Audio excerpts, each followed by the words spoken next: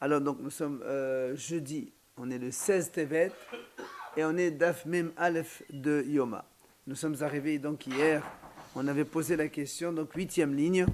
Ben, on va la reposer ce matin pour continuer avec la réponse. Mais Tévé a posé une question à propos de ce qu'a dit Rav Hasda. Rav Hasda, il a dit quand est-ce on individualise le korban, c'est-à-dire quand est-ce qu'on le désigne par son nom, soit au moment de l'achat, soit au moment où le Kohen il va le faire. Alors on dit, on a posé une question. Mais TV. La Torah dit à propos du korban, donc le deux saïrim de Kippour, il le fera hatat. C'est quoi? C'est donc le goral qui va désigner un des deux boucs pour hatat et non pas l'illumination qui est faite par le Kohen. C'est juste le goral qui est important. Parce que parce que moi, si j'avais pas ce passage, j'aurais dit, je vais faire un kalvahoma. Comment? Si déjà dans les autres cas de korbanot où il n'y a pas de goral, comme on a parlé donc du korban zavzava qui prennent donc deux tourim ou nebneona et qu'un il est désigné par hawala et hatat, et donc ça c'est la personne elle-même donc qui les désigne. C'est-à-dire il n'y a pas de goral ici, et pourtant la nomination, la désignation faite par l'individu elle est bonne. Là où le goral il peut donc désigner un korban a fortiori, que la nomination aussi elle peut se faire. C'est pour ça que la Torah a dit pour te dire, alors que nous on aurait pu penser qu'avec la désignation par le Kohen tout simplement ça suffirait. La Torah a dit non. Pour les korbanot de Kippour, c'est le goral qui désigne. C'est là où la Gemara dit, donc tu vois bien ici, donc tu vois bien ici que la désignation des korbanot est faite par le goral. Donc, ce n'est pas ni le moment de l'achat des korbanot, ni au moment où on va égorger les korbanot. Et donc, question contre Rav Hasda. Donc, on a posé ça hier. La Gemara répond, Amar Rava, mais on est en plein milieu. Amar Rava, Rava, il dit voilà comment on peut lire pour ne pas objecter donc contre Rav Hasda. On dit comme ça. Et donc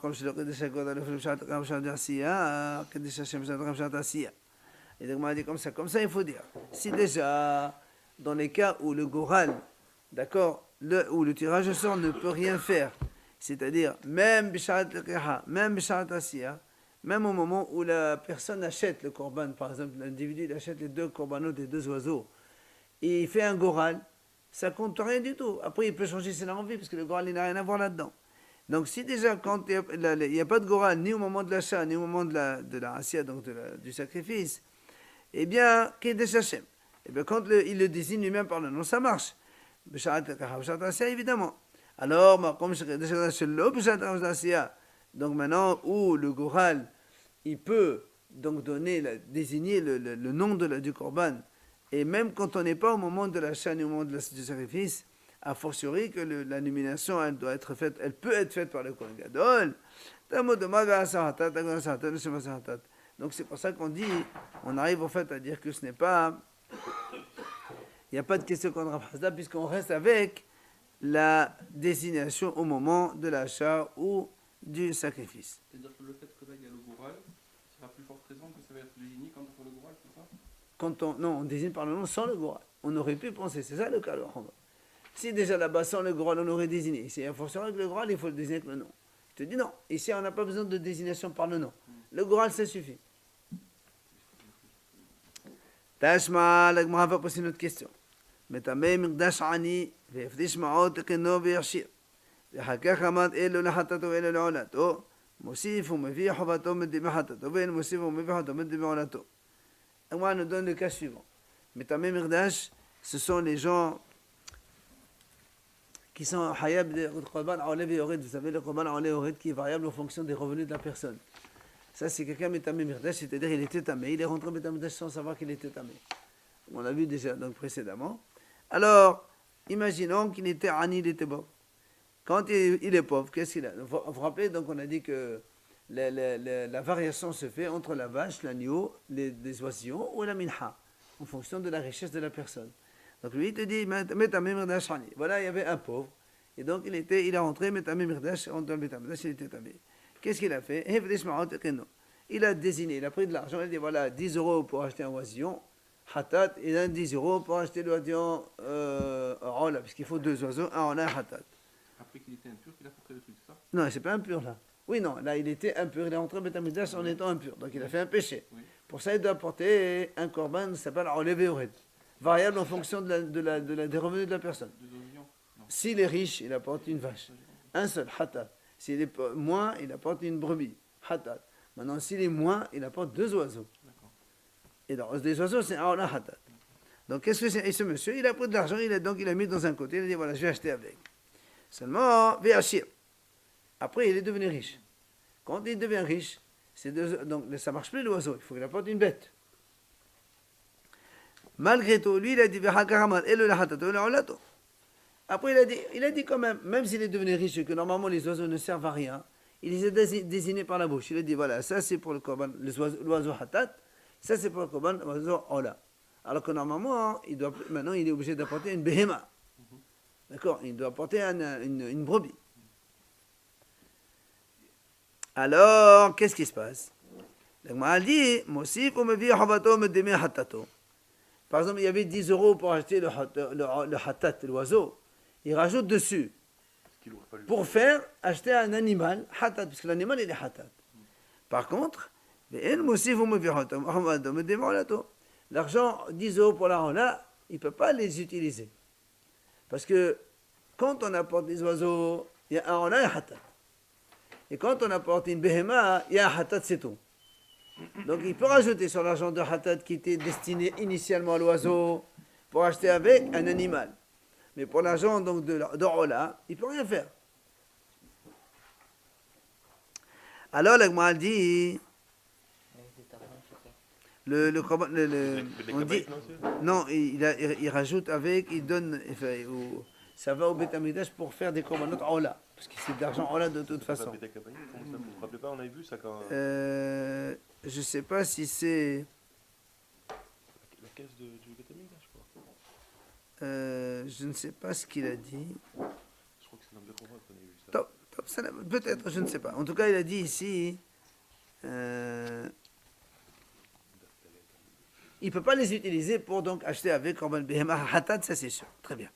Quoi qu'il en soit, donc voilà la situation. Qu'est-ce que l'Agma elle déduit de là? Là encore une fois, l'Agma a dit voilà ici, on vient d'apprendre que sur l'argent de Rola, il ne peut pas toucher, sur l'argent de Hatat, il rajoute pour faire Behema. Donc l'Agma a dit mais là aussi, c'est un monsieur qui a désigné donc de l'argent. Il a donné Rola sur l'argent et bien Hatat sur l'argent. Selon Rav Hasda, la même question qui se pose. Hier, Rav Hasda il a dit on ne peut désigner les animaux que seulement soit au moment de l'achat des korbanot, soit au moment du sacrifice. Or là, ni c'est le moment de l'achat, ni c'est le moment du sacrifice. Et pourtant, tu m'as dit, voilà, il a désigné l'argent dans la désignation. Elle est bonne. C'est la question contre Rav Hasda. Amar Rav Shishat. Il vient Rav Shishat, il répond. Il dit, mais t'espéras, comment tu peux poser une question pareille? Ça, il y a une erreur dans cette breta. Pourquoi? On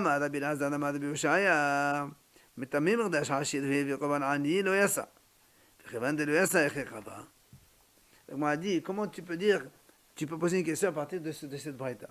Nous, on a vu, Rabbi Elazar, il a dit au nom de Rabbi Yoshaya, si c'est le contraire, quelqu'un qui est riche, et donc il a été Metamé Mirdash, il est rentré au Metamé Mirdash en étant tamé. Et donc il doit apporter un korban behema, hatat. Ok? Seulement lui, misère, il a apporté, il a acheté 2 oiseaux. Ah, on a hatat. Alors que normalement, il doit apporter une behema hatat. Non, il est riche. Mais il n'est pas devenu, il est riche. Il a apporté un korban. Donc, m'a dit là-bas, évidemment, il n'est pas quitté. Tu dois apporter un animal, tu m'apportes 2 petits oiseaux. D'accord. Alors, la m'a dit, qu'on le fait. Il rapporte un autre. Oui, mais c'est ça. Alors, la m'a dit, Pas toi ou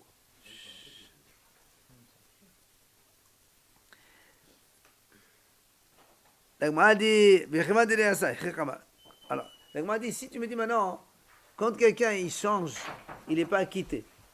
D'accord? Comme là-bas, tu m'as dit, il est devenu. Nous on a dit ici, quelqu'un de riche. Il apporte un gros oiseau, c'est pas valable. Alors là aussi, nous on a dit, il est devenu riche. Après il a désigné l'argent. Il a dit, ça c'est pour l'oiseau hatat, pour l'oiseau ola. Mais donc ça marche pas.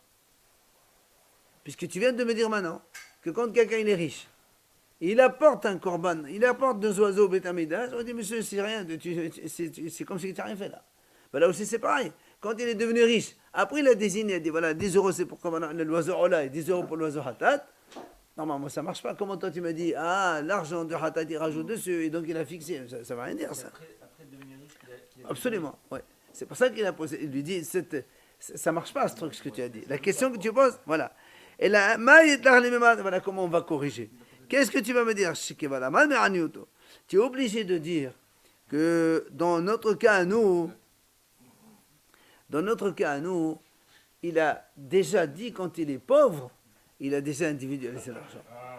Donc tu ne peux pas poser la question à partir de là. Alors on va dire là aussi, chez nous aussi, on peut dire la même chose.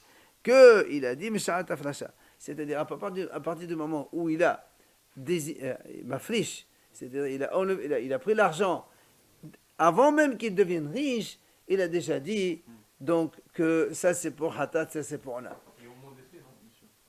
Et non, c'est pas au moment des faits. D'accord, j'ai compris. Eh bien, il faut rajouter quand même. 2 secondes. Nous on a posé la question, on a dit voilà il a fixé.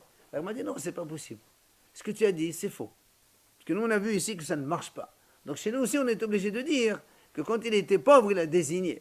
Donc quand il a désigné au moment donc, où il était pauvre, ça marche. Et de riche à pauvre, à la vie, il faut se débrouiller après.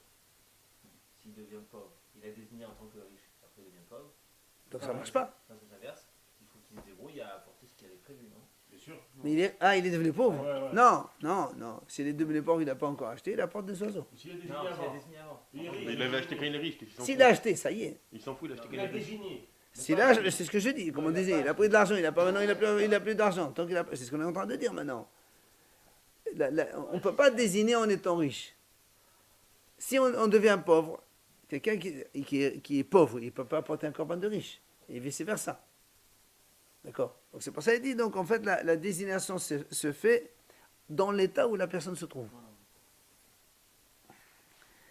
Donc, tu vois bien ici que quoi?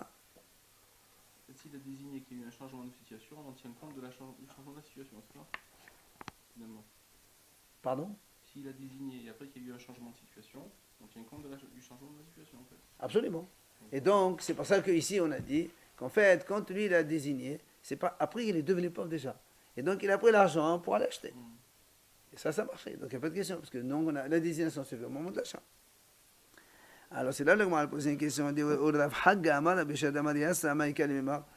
dit là-bas, il y a une mahloket à propos de ce fameux riche qui a apporté un corban d'un pauvre. Nous, on a dit, c'est pas valable.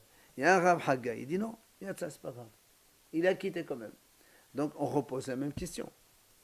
Comment tu as dit que le monsieur, dans la première partie, on a dit qu'il y avait un monsieur qui était riche. Non, le premier, il était pauvre. Il a pris l'argent, il a désigné l'argent. Après, il est devenu riche. Tu m'as dit, on peut rajouter sur l'argent de Hatat pour acheter les Mahatat. Donc, ça veut dire que la désignation, elle s'est faite. Alors que nous, selon Rav Hasda, on ne peut pas désigner au moment où on garde l'argent. La désignation se fait uniquement ou au moment où on l'achète, ou bien au moment où on le sacrifie. Donc, on revient à la question première. Maïka al-Mima. Alors, on m'a dit, la tema ba'akachama. Ne dis pas, comme on a vu dans la Braïta, c'est marqué, il est devenu pauvre. Après, il a dit cet argent pour Hatat et pour Allah. Ne dis pas comme ça. Tu dis comme ça. Après, il a acheté, il a dit. En fait, tu rajoutes le mauvais laqah. Il a acheté, donc il a désigné au moment de l'achat. Donc il n'y a plus de question contre Rav Hasda, parce que Rav Hasda lui-même il a dit que la désignation se fait soit au moment de l'achat, au moment de sacrifice. Donc tu corriges, tu rajoutes un mot, tu dis il a désigné au moment de l'achat. Alors l'agma a dit Laqah, Moussi vous me verrez. L'agma a dit attends, si tu me dis qu'il a déjà acheté, alors comment on a dit après dans la Braïta, on a dit tout à l'heure, si quelqu'un Donc il était pauvre. Et il s'est enrichi. Il a pris l'argent, il a désigné quand même comme un pauvre. Il a pris 10 euros. Alors là, 10 euros hatat. On a dit il rajoute dessus. Après, il est devenu riche. Pour compenser. Donc il rajoute dessus pour la bête. Mais si tu me dis qu'il a déjà acheté l'oiseau, il ne peut plus rajouter dessus. Mais ramène une bête en plus. Mais non, nous on a dit dans la braïta, c'est marqué comme ça. Il avait de l'argent. Il a désigné 10 euros pour. On a 10 euros pour hatat. Après il est devenu riche. On dit monsieur, écoute, c'est pas un problème. Tu avais 10 euros, rajoute 190 euros, ça fait 200 euros, tu achètes un anneau hatat. Et les autres là, ils vont pour un autre nedava. Voilà. Maintenant tu me dis ici, non, il ne faut pas lire dans la braïta qu'il a désigné l'argent. Il a déjà acheté. Mais s'il a déjà acheté, alors tu ne peux pas me dire, il rajoute dessus. Mais pourquoi pas? On rajoute- Tu as un oiseau, Non, mais un oiseau hatat, on qu'est-ce que rajoute- tu rajoutes? On rajoute une somme compensatoire, c'est ça que. Mais il n'y a pas de compensation ici, puisque l'oiseau il est là. Non, non, Tu non. fais quoi avec l'oiseau? Ben, je donne un oiseau plus les 190 euros. Mais non, la bête elle mais coûte. pourquoi non? Mais non, la bête elle coûte 200. Toi tu me dis, rajoute pour acheter une bête. Mais je ne peux pas rajouter sur un oiseau qui est là, qui est vivant. C'est un truc. Il donne l'argent. Si j'avais de l'argent, mais non, on ne donne pas bétamidage. Si l'argent, c'était argent, tu me dis, ça convient de dire à quelqu'un, tu as mis 10, rajoute 190, ça fait 200, rajoute. Mais si j'ai un oiseau, tu peux pas me dire rajoute. Dis-moi, achète un autre. On ne dit pas rajoute. Mais achète un bête. Il y a marqué rajoute. Je m'en fous, ma question elle est sur le mot de la braïta. Toi, tu m'as dit, tu veux me corriger la braïta pour me répondre. Ta correction, elle ne marche pas. Oui, mais S'il pas rajoute tout une là. déma, Hein? Tout là. Et Non, après, il non. achètera à côté. Non. Quand on est donc Corban enlevé le ride, soit on prend deux oiseaux, un en la hatat, soit on prend une bête, mais uniquement hatat. Ça n'existe pas en la. Peut-être qu'il a acheté à crédit, peut-être qu'il a donné de l'argent au commerçant, peut-être. Et non, on a dit la kah. La kah, c'est d'être. Toi, tu m'as répondu. L'argent Il n'y a pas de question contre Rav Hasda. C'est au moment où il a acheté qu'il a désigné. Mais il peut- Donc il a acheté déjà les deux. Alors comment tu me dis après il peut rajouter de l'argent? On ne peut pas rajouter de l'argent sur un autre. Alors on ne peut pas vendre s'il est kadosh. Tu as désigné en la hatat, c'est fini. Alors c'est ce qu'il va lui dire. Devarekle. Il l'a racheté. D'accord? Il prend l'oiseau, il dit combien il vaut? 10 euros, je prends 10 euros. Voilà, la sainteté qu'il y a dans cet oiseau, je le mets dans cet argent-là. Et elle le dit, ça ne marche pas. Non, ça ne marche pas. Et non. Veha en pedion laof. Il n'y a pas de rachat pour des volailles. Le rachat se fait que pour les animaux. Pour les oiseaux, ça ne se fait pas. Parce que les oiseaux, il n'y a pas de môme dans les oiseaux. Non, mais sans forcément un mot. On peut faire un transfert. A fortiori, s'il n'y a pas de môme, a fortiori que tu peux rien faire. Hein? Sauf s'il y a un grand môme évident. Mais quoi qu'il en soit, même s'il y a un môme évident, il n'y a pas de rachat. Le off, il est mort, il est parti. C'est pas comme un BMA, et tu rachètes. Il n'y a pas de pidion pour une volaille. Mais non, il ne peut pas amener les deux oiseaux Non. plus la bête. Non, ce qui est riche, maintenant. non, Cadeau. on n'amène pas. Non, tu peux pas. Hatat, c'est pas un cadeau. Hatat, c'est faute. Cadeau, tu amènes shlamim, tu amènes olam, tu amènes un korban hatat, c'est pour une faute. Ouais. Non, tu peux pas apporter un korban quand tu n'es pas redevable d'un korban. Un korban hatat, c'est si on a fait une faute. Tu peux pas aller au Beth Amikdash et dire voilà, monsieur, ça s'appelle amener un korban hol dans le Beth Amikdash. C'est normal. Tu peux pas dire aujourd'hui je vais aller au Beth Amikdash et dire monsieur je veux un korban Pesach aujourd'hui. Monsieur, il n'y a pas de Pesach aujourd'hui, ça ne marche pas. Tu peux faire, on fait pas ce qu'on veut dans la vie. Alors, Amar Papa, il nous donne quand même une solution. Kéron se n'a rappelé d'Ahat. Papa, il a dit tu sais quoi, il n'a pas acheté deux volailles. Il a acheté une seule volaille pour l'instant. Il a 10 euros. Il a acheté une volaille. Il y a encore 10 euros, il y a une volaille. Mais là, il trouve le cas qu'il lui reste une volaille. Non, voilà ce qu'il dit. Et on la zavan. Il reste les deux. Moussif, vous me verrez, vous me hatato. Alors, si ce qu'il a acheté, c'est un oiseau ola, ça tombe très bien, puisque lui, l'argent hatat, c'est ça qui l'intéresse. Alors, il rajoute l'argent sur hatat, il y avait 10 euros, il rajoute 190, il achète la behema, ça marche très bien. C'est facile. Maintenant, il hatat zavan. S'il a acheté un korban ola, l'oiseau hatat, là, il est fichu. Parce que rajouter sur hatat, ça marche pas. L'argent de ola, il ne va pas au bétail de toute façon. Donc il est obligé d'acheter un behema entièrement, c'est ce qu'il dit. Et on ne peut pas. Et le korban hatat, il va aller. Donc c'est comme un hatat qu'on ne peut pas amener au Beth Amikdash. Ça se fait un oiseau et une bête. Ça peut se mélanger. Ah non, ça, non, faut pas. S'il a désigné en là, il prend 190, il achète ratat avec une bête. Et le là, il va cadeau Beth Amikdash. Alors là, on peut faire cadeau Beth Amikdash. Mais hatat, on ne peut pas faire cadeau Beth Amikdash. Hatat, c'est quand on a fait un péché. Goufa. S'il avait acheté ratat, il faut qu'il rajoute un autre. Là, il est obligé d'acheter l'argent. Absolument, un danger. Goufa, Amar Bilazan, Amar Bishaya. Metamé Migdash Hashir. Donc il nous ramène justement cette mahlok qu'on a vue. D'accord? Si quelqu'un il a été Metamé Migdash, il est rentré au Metamé Migdash, c'est vrai qu'il était tamé, donc il est Hayav, Korban, enlevé et Ored. S'il est Hashir, il est riche. Ve'ber Korban Ani, le Yatsa. Il doit apporter une bête, il a apporté 2 oiseaux, ça marche pas, c'est pas valable. Rabbi Hagga Amal Beshaya Yatsa. Rabbi Hagga lui a dit non, ça marche aussi, c'est pas grave. Alors c'est là que m'a posé une question. Mais TV, Metzora Anishi Vekoban Ashir Yassa. Ashishi Vekoban Elu Yassa. Un Metzora, là aussi c'est pareil. Metzora, il a un certain nombre de corbanotes à apporter. S'il était pauvre, il a apporté un corban d'un riche, ça marche. Mais s'il était riche et qu'il a apporté un corban d'un pauvre, ça marche pas. Alors, question contre Rabbi Hagga. Comment Rabbi Hagga, toi tu as dit, si Metamé Mikdash, il était riche, il a apporté un corban hatat d'un pauvre, ça marche. Bon, on voit ici que le Metzora, ça marche pas. Il peut se rattraper, non? En fait. Oui, mais d'accord, mais lui il a dit à ça. Rabbi Hagga, il dit à ça, c'est bon, c'est pas grave. Et nous on voit que non. Alors il lui répond non, les Metzora c'est différent, c'est un Atam Dirtiv Zot. Il dit non, dans le Metzora il y a marqué dans la Torah Zot. Zot c'est que ça et pas autre chose. Donc c'est pour ça que c'est pas valable. Alors il m'a dit, alors pourquoi, si tu me dis comme ça, alors pourquoi dans la Risha on a dit que s'il était pauvre, il a apporté le corban d'un riche, ça marche. C'est pas vrai. S'il y a marqué Zot, tu dois apporter comme ça et pas autrement. Il dit non, il dit parce qu'il y a marqué Zot Torah ta Metzora. Torah, ça inclut, même si tu es pauvre et tu apportes un riche, c'est pas grave. La preuve, il dit voilà la vérité, elle dit Torah, le mot Torah, la botte c'est pour inclure Metzora, Anish et Vekoban Ashir. Un pauvre qui apporte un riche, ça marche. Ah, il y a Ani aussi, mais alors dans ces cas-là, est-ce que dans l'autre sens ça marcherait?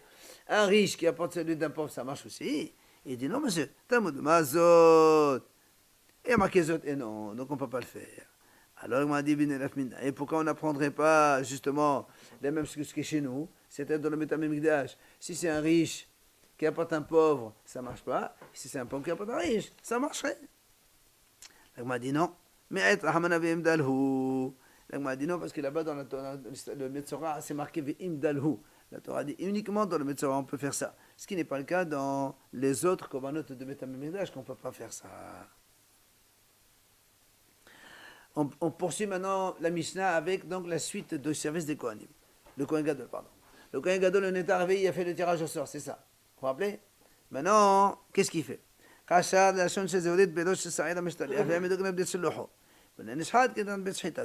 Donc quand il a fait le tirage au sort, donc il a désigné celui de Hachib, celui de Azazel, il prend un ruban rouge qu'il attache sur la tête donc du sahir qu'il va envoyer, et on l'amène devant la porte où on va le sortir du Beth Amikdash.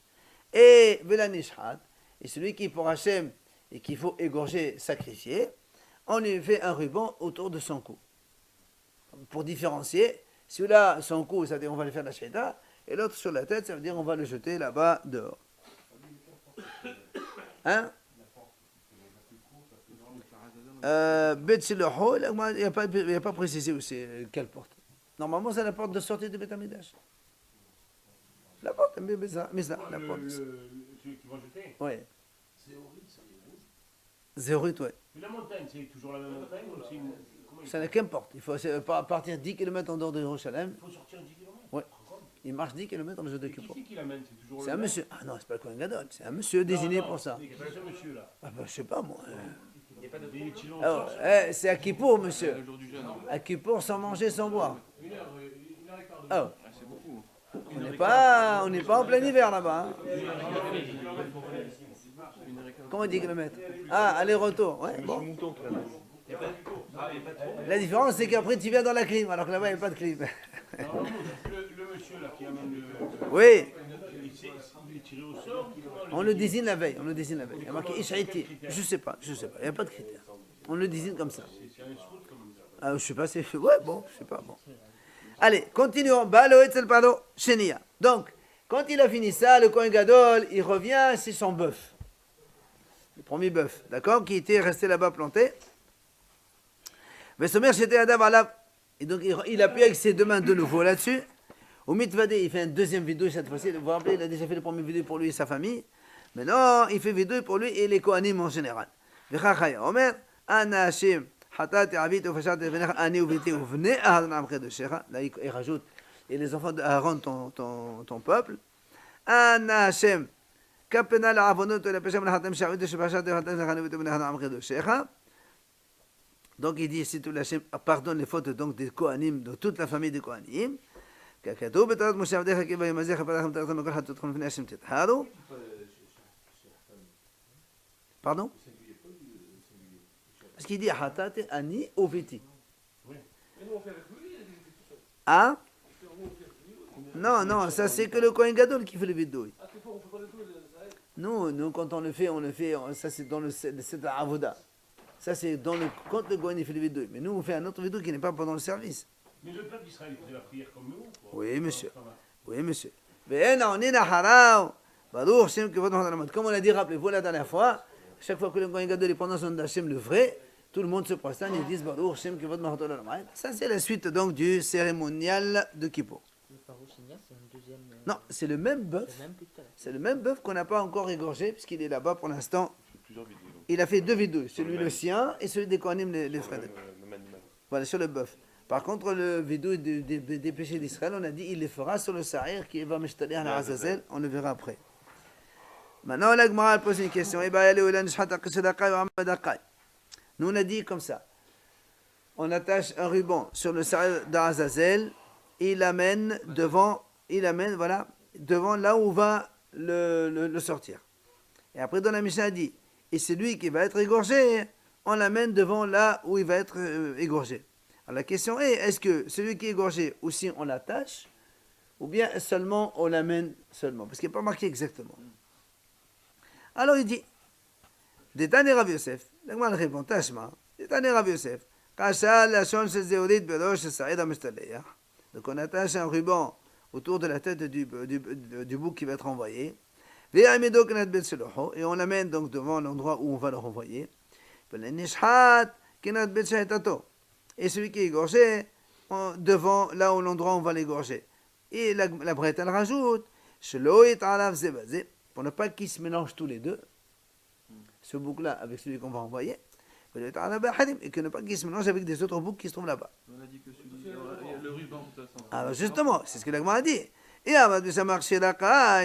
si tu me dis que il a fait un ruban là, ici, pour ne pas qu'il se mélange, je comprends. Il nous a dit sur la canne, sur la gorge. Absolument.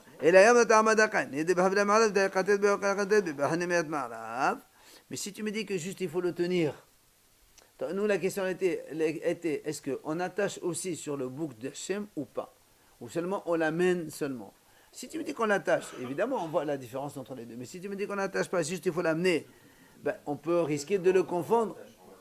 On fait un ruban rouge autour du cou. Dans ces cas-là, comment tu dis que pour ne pas qu'il se mélange, s'il n'y a aucun signe distinctif, il va se mélanger? Donc la réponse, c'est sûr qu'on l'attache autour du cou aussi. Elle est là, oui monsieur. Si celui qu'on jette, il n'est pas mort. Comment tu veux qu'il ne meure pas? Tu jettes un ravin de 100-200 mètres, tu fous? Mais impossible. Tu ne peux pas poser une question qui n'est pas posable. Allez. Amar Rabbi Ishaq.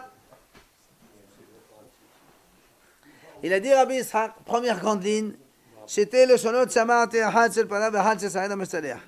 Chut. Ahad selecha she'od v'ahad selecha she'od. Ena selecha she'od v'la yadana hi minnahu. Rabbi Ishaq il dit comme ça, il dit, moi j'ai entendu qu'il y a deux rubans. Un qu'on met sur le sa'ir ha-mishtaleh, comme on a dit non. Et l'autre, il y a un ruban aussi pour la vache rousse. Oui, parce que dans la vache rousse, c'est marqué aussi dans la Torah, le passage qui dit là-bas, c'est ça le ruban rouge. C'est le son, d'accord. Alors seulement il a dit comme ça. J'ai entendu qu'il y avait donc deux rubans rouges. Un pour la vache, un pour le Sa'ir de Kippour. Donc sache que là, il n'y a pas de problème. Seulement il dit, j'ai entendu, un des deux, il nécessite un minimum obligatoire. C'est le shiro, il lui faut un minimum. Et l'autre, il n'y a pas de shiro. Même tu prends un fil, ça suffit. Mais je ne sais pas lequel il faut shiro, celui de la vache ou celui du bouc. Ou lequel il faut... Pourquoi tu peux prendre une corde, ça suffit? Non, ça n'a rien à voir. C'est pas, il dit, moi j'ai entendu cette idée-là. Mais je ne me rappelle pas, je ne sais pas lequel c'est. Qu'il faut un ruban, par exemple, qui mesure 2 cm d'épaisseur et je ne sais pas combien de longueur. et l'autre peut-être un fil, ça suffirait. Comme aujourd'hui ils font des fils rouges à la marboutine. Une grande Alors, ouais, grande stotark aussi. Amar Rabbi Yosef. Il vient Rabbi Yosef, il répond, il a dit, Nehzé Anan. Il lui dit, voilà. Je sais, il a mis un débat à Hanouka, ben chaud. Je sais pas, débat à Hanouka, ben chaud. Il dit que c'est facile. De celui du bouc qu'on va envoyer, comme il faut le couper en deux. Parce qu'on dit, la moitié on le laisse sur la tête, et l'autre moitié, le Cohen, il le met sur le rocher à côté de lui, dans la largeur certainement. Ah oui, pour voir s'il se transforme la couleur. Vous savez, parce que lui, quand il se dégringole la nuit, on peut ne pas voir le ruban. Alors il laisse un petit morceau de ruban à côté de lui, comme ça il le voit blanchir. Donc, puisque celui-là on le coupe en deux, ça doit être lui qui doit être large pour qu'on puisse pouvoir le couper. Mais celui de la vache, comme il ne nécessite pas qu'on le coupe, Ils sont deux dans le sens de la largeur ou de la longueur? ça, un ruban, tu coupes en deux. D'accord? Donc ça paraît logique, c'est celui de la vache, de lui du bouc, qui est plus, il nécessite un chéreau, alors que celui de la vache, il suffit d'un petit fil et ça suffirait. Ce salaire qui arrive à la montagne, il doit rester intact. Hein? Il faut qu'il reste intact, sans mou. Ben on l'amène là-bas, mais sinon on l'amène. Pourquoi il se fait mal? De toute façon, c'est pas un corban. Je sais pas, on verra après. On va arriver dans le bouc salaire. On verra après, on discutera de lui. Alors, Matriv la Rami Barhama, il vient Rami Barhama, il pose une question. Il dit, comment tu réponds comme ça? Des fois, Rami Barhama, il dit, monsieur, mais pour celui de la vache, il dit que le ruban de la vache, un fil, ça suffit. Il dit, c'est pas vrai.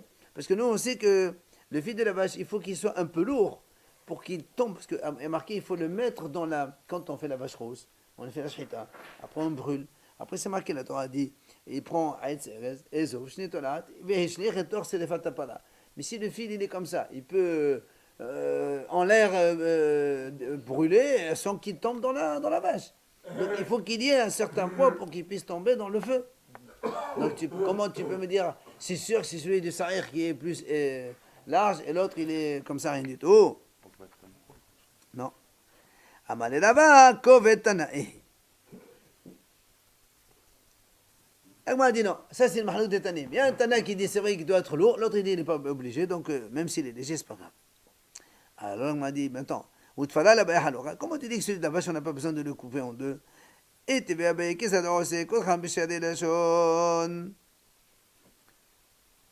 Agma dit voilà, il a posé une question, il a dit comment on fait pour la vache rousse? Il y a marqué là-bas, Kodran Bishad Lachon. C'est-à-dire, il y a marqué qu'il prend la branche d'hysope, il l'enroule autour du reste du ruban. Si tu dis du reste du ruban, ça veut dire que tu l'as coupé en deux et tu as laissé un morceau. Donc celui de la vache aussi, il faut qu'il y ait une certaine dimension pour pouvoir le couper en deux. D'accord? Alors il a dit, ma beznav lachon. Il m'a dit non, tu dis pas dans les restes de la truc, dis dans la queue du fil.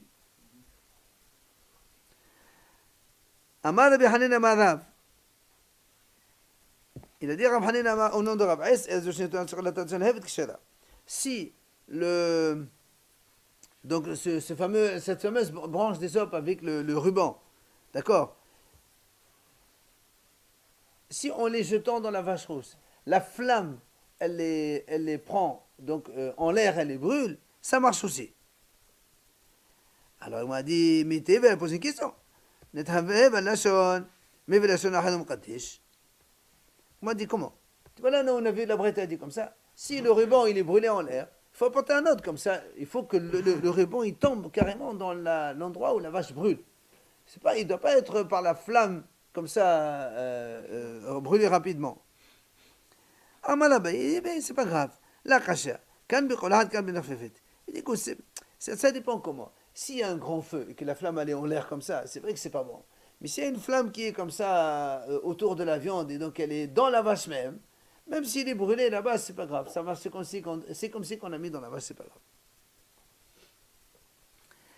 Là-bas, Amar, là-bas, Kovet Tanaï, comme on a dit tout à l'heure, le poids, c'est Mahlouk de Tanaï. Là-bas, pourquoi on roule le ruban avec la branche d'hysope? Il dit comme ça, ils sont tous ensemble. Rabbi Elazar ben Shalom qui dit c'est ben kovet, ou plutôt c'est fatapala. L'Agma dit comme ça, pourquoi on les enroule justement? Pour qu'ils aient un certain poids. et qui tombe. Parce que si le ruban seul, il peut ne pas tomber, être brûlé. Mais si tu le mets dans la branche d'hysope, donc la branche d'hysope, elle a quand même un certain poids, donc ça le fait tomber. D'accord? On va arrêter là parce que c'est aujourd'hui. On finira demain, mais à Le fil